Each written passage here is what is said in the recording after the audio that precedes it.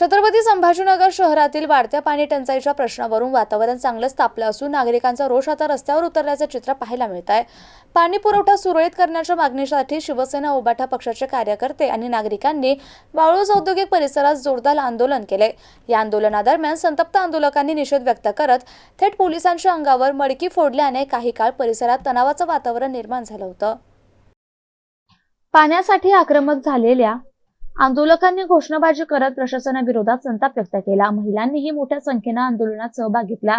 आंदोलन अधिक तीव्र होत असल्याचं पाहून पोलिसांनी हस्तक्षेप करत आंदोलकांना हटवण्याचा प्रयत्न केला। यावेळी काही आंदोलक महिलांना पोलिसांनी शोधून पकडत वाहनांमध्ये बसवून ताब्यात घेतलं। दरम्यान आंदोलनादरम्यान काही आंदोलकांना पोलिसांनी इशाराही दिल्याची चर्चा आहे। नियम मोडल्यास नोकरीवरही परिणाम होऊ शकतो असा इशारा देण्यात आल्याचं सांगितलं जात आहे। परिस्थिती नियंत्रणाबाहेर जाण्याची शक्यता लक्षात घेऊन पोलिसांनी काही आंदोलकांना ताब्यात घेतले, तसेच काहींना पांगवण्यासाठी प्रयत्न केले। या गोंधळामुळे औद्योगिक परिसरात काही काळ धिंगाणा निर्माण झाला होता। रस्त्यावर मोठ्या प्रमाणात गर्दी जमल्याने वाहतुकीवरही परिणाम झाला। अखेर पोलिसांनी कडक बंदोबस्त लावत परिस्थिती नियंत्रणात आणली। घटनेनंतर परिसरात अतिरिक्त पोलीस बंदोबस्त तैनात करण्यात आलाय। शहरात वाढत चाललेल्या पाणी टंचाईमुळे नागरिकांमध्ये प्रचंड नाराजी असून पाणी पुरवठ्याचा प्रश्न तातडीने सोडवावा अशी मागणी आंदोलकांकडून करण्यात येते। प्रशासनाने योग्य तो निर्णय न घेतल्यास आंदोलन आणखी तीव्र करण्याचा इशाराही आंदोलकांनी दिलाय।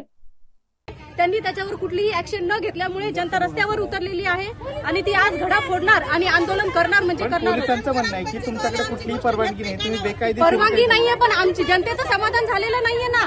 जनतेचं समाधान होण्यासाठी त्यांनी काहीतरी पाठपुरावा करायला हवा होता आणि त्यानंतरच जनता बाहेर उतरलेली आहे। जर त्यांचं समाधान झालं असतं तर जनता रस्त्यावर आज उतरली नसती। ते त्यांच्या हक्कासाठी न्यायासाठी लढतायत। परवानगी काढली नाही, परवानगी नाही, आम्ही निवेदन दिलेलं आहे सर्वांना। बरं, आता तुमची पुढची काय भूमिका आहे? आता आमची अशी भूमिका राहणार आहे की जोपर्यंत पाणी येणार नाही तोपर्यंत ही जनता अशी चिघळलेली राहणार आहे आणि जागोजागी आंदोलनाचा इशारा त्यांनी दिलेला आहे। तुमचं नाव? जिल्हा परिषद सदस्य ललिता सुरेश सोनवणे। आम्हाला एक माहिती मिळाली की काही लोक सोलापूर धुळे हायवेवर आंदोलन करणार आहेत। त्यांच्या सोबत आम्ही याच्या आधी 2 मार्चलाच मीटिंग घेऊन त्यांना त्यांचे जे विषय आहेत त्याला संबंधित खात्याला भेटून ते त्याचा समाधान करावा हिची सूचना दिली होती।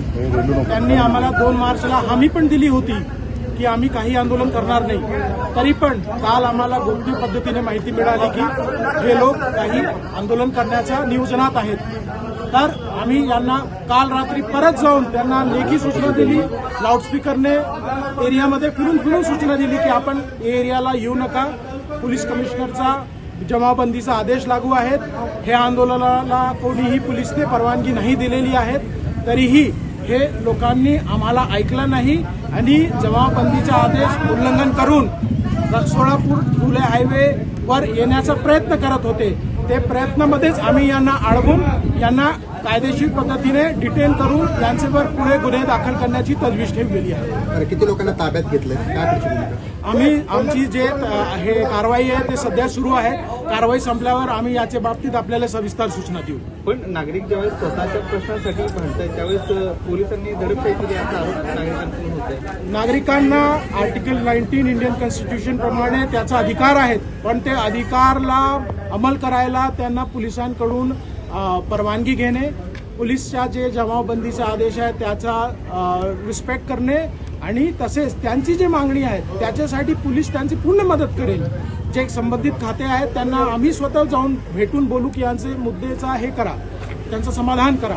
पण जर विना परवानगी जमावबंदीचा आदेश उल्लंघन करून पोलिसांना मीटिंगमध्ये दिलेली हमीचा रिस्पेक्ट न करता जर असे कोणी कृत्य करणार असेल तर आम्ही त्यांच्यावर कायदेशीर पद्धतीने कारवाई 100% करणार आहे। या ठिकाणी कायदा सुव्यवस्थेचा प्रश्न निर्माण झाला होता। एवढ्या मोठ्या संख्येने लोक जमले होते, त्यांचा प्रश्न देखील गंभीर आहे। तर तुम्ही नागरिकांमध्ये आणि संबंधित विभागाच्या बैठक बोलणार आहात का आणि याचा तोडगा कसा निघणार आहे? आज जे घडलेली घटना आहेत त्यात काहीही कायदा व सुव्यवस्थेचा प्रश्न निर्माण झाला नाही।